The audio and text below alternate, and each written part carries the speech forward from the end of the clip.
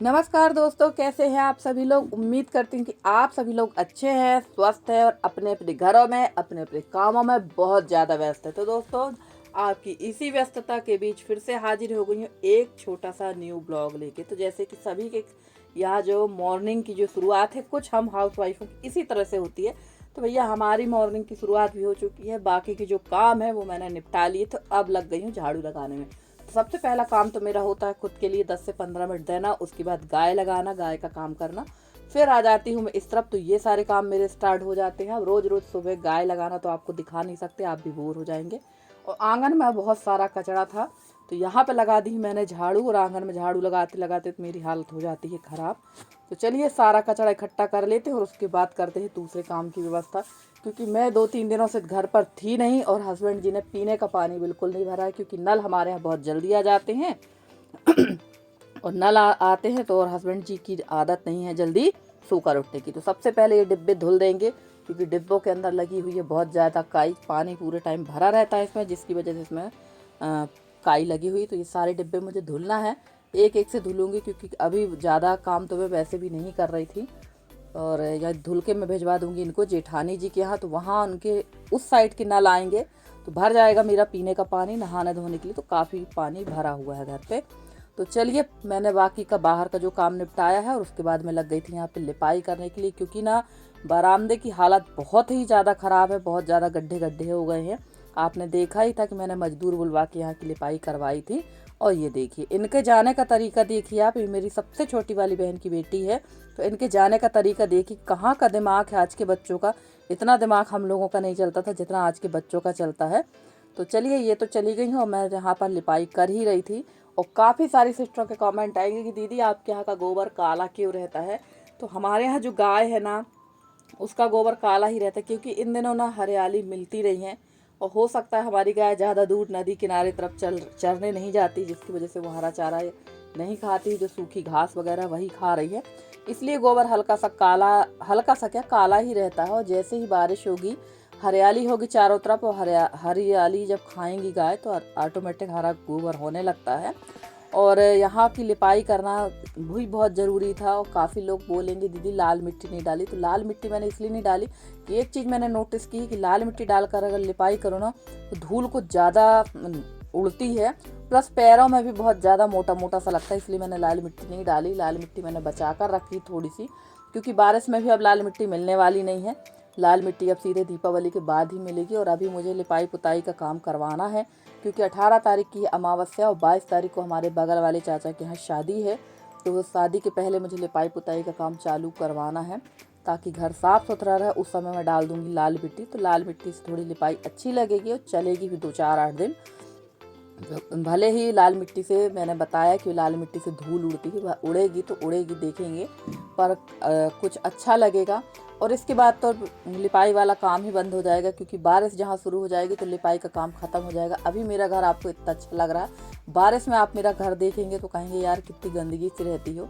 पर ऐसा नहीं है। आप लोग लगातार जो मेरे न्यू सब्सक्राइबर हैं, जो मेरे पुराने सब्सक्राइबर हैं, वो देखते ही हैं कि पूरी कोशिश मैं करती रहती हूँ कि घर को साफ़ सुथरा करूँ। और देखिए लिपाई करने के बाद, बाहर का काम निपटाने के बाद मैं आ गई थी यहाँ पर। दोनों बहनों को लगा दिया मैंने ड्यूटी में चाय नाश्ता की, और मैं करने लगी थी खाने की तैयारी। तो सिर्फ मैं तैयारी ही करूँगी। इंडक्शन में दाल चढ़ा दी थी मैंने और सब्जी यहाँ काटने लगे थे। तो मैं तैयारी करूँगी। खाना इन्हीं लोगों ने बनाया था। तो पूरा वीडियो मैंने आप लोग के साथ शेयर नहीं किया है खाना बनाते का, क्योंकि खाने में बने थे बहुत सारे आइटम। दाल चावल, भिंडी की सब्जी, रोटी और रायता बना था। और ये वीडियो है 13 तारीख का, और 13 तारीख को था मेरी बेटी का बर्थडे। पर बर्थडे हम लोगों ने नहीं मनाया है, उसने खुद ही, मेरी बेटी ने मना कर दिया। क्योंकि सबसे बड़ी बात यह है कि एक तो हमारे यहाँ अभी कक्का जी को ख़त्म हुए साल भर भी नहीं हुआ है, और दूसरा उसका मन भी नहीं था, क्योंकि उसके बब्बा जी जब रहते थे उसका मन कुछ अलग ही, उसके मन में उत्साह रहता था। तो उसका मन भी नहीं था, तो सिंपल खाना वगैरह ही हम लोगों ने बना के खा लिया था। तो और यहाँ पर बन चुका है पोहा, और हम लोग की होने लगी थी चाय, क्योंकि मुझे तो पीना थी चाय दोबारा की। सुबह टाइम में 1 से 2 बार चाय पी ही लेती हूँ। और हमारे एक प्यारे से छोटे से भैया हैं उमरिया से, इनका नाम है गोविंद पांडे। वो कह रहे थे दीदी आप फिर से इतनी मेहनत करने लगी हो, फिर काम शुरू कर दिया है आपने, आप अपना बिल्कुल ध्यान नहीं देती हो। तो छोटू क्या करे, काम तो करना ही पड़ेगा ना। घर गंदा रहता तो मुझे अच्छा भी नहीं लगता है, और जिस दिन घर ज़्यादा गंदा रहता उस दिन कोई ना कोई पहुंच ही जाता है। तो मैं बस थोड़ा थोड़ा ही काम कर रही हूँ, और काम तो हमें करना ही पड़ेगा ना भैया, साफ़ सफाई तो करना ही पड़ेगी। और काफ़ी सारे कल के वीडियो के, परसों की वीडियो के कमेंट है जिनका मैंने जवाब नहीं दिया है, तो उसके लिए मैं आप लोगों से माफ़ी चाहती। थोड़ी सी व्यस्तता थी जिसके कारण मैं आप लोगों के कमेंट के जवाब नहीं दे पाई हूँ। अभी मैं कोशिश करूँगी कि मैं आप लोग के पूरे कमेंट के आप लोगों के जवाब दे सकूँ। तो चलिए, यहाँ पर बन चुका है पोहा वगैरह, और बच्चे वेट कर रहे हैं पोहा के लिए। तो देखिए, एक बैठे हैं अपनी मम्मी की गोदी में और एक खड़ी हैं अपनी मम्मी के पास। तो यहाँ पर इन लोग को दे दिया जाएगा नाश्ता, उसके बाद हमारे शुरू हो जाएंगे बाकी के काम। तो चलिए फ्रेंड्स, यहाँ पर बच्चों का हो रहा है नाश्ता, तब तक हमारा जो लग गया था दूसरा काम लग गया था। और देखिए, यहाँ पोहा बनने में ये मेरी सेकंड नंबर की बहन है, इसको बहुत ज़्यादा टाइम लगता है। ज़्यादा से ज़्यादा पोहा बनने में 10 से 15 मिनट लगता है, पर इसको लग जाता है आधा घंटा। पता नहीं किस टाइप का पोहा बनाती है, तो वही सबका अपना अपना तरीका है। और देखिए, उन लोगों ने, जब तक मैं नहाने धोने कपड़े का काम किया था, जब तक उन लोगों ने बना रखा था पूरा खाना, और रायता भी बन चुका था। और यहाँ मैं बना रही थी बूंदी का रायता। तो सिंपल ही बूंदी का रायता किस तरह से बनता है आप लोग को सबको पता है। अगर चाहेंगे तो मैं बता दूंगी कि मैं किस तरह से बनाती हूँ। तो यहाँ जो बूंदी मैंने बनाई थी ना, वो बूंदी गोल नहीं बनी थी, वो एकदम से चपटी हो गई थी, क्योंकि बेसन काफ़ी ज़्यादा गीला था हमारा, जिसकी वजह से बूंदी हमारी चपटी हो गई थी। और यहाँ आ गई है बहन की बेटी, इसको खाना थी बूंदी, तो ये आ गई थी। और बच्चे मेरे पास बहुत अच्छे से रह जाते हैं, क्योंकि बच्चों का जो खिलाना है वो मुझे बहुत, बच्चों को खेलना खिलाना बहुत अच्छा लगता है। तो इनको खाना थी बूंदी, तो ये मेरे से बूंदी मांग रही थी। और यहाँ पर मैंने गैस इसलिए रख ली फ्रेंड्स, क्योंकि अंदर ना इतनी भयानक गर्मी है, इतनी ज़्यादा गर्मी है कि अंदर खाना बनाना पॉसिबल नहीं था, इसलिए मैंने रख ली है यहाँ पर गैस। और यहीं पर मैंने खाना बनाया था। शाम को तो मैंने बाहर सिलेंडर निकाल के रख लिया था, तो शाम का खाना हम लोग का बन गया था बाहर।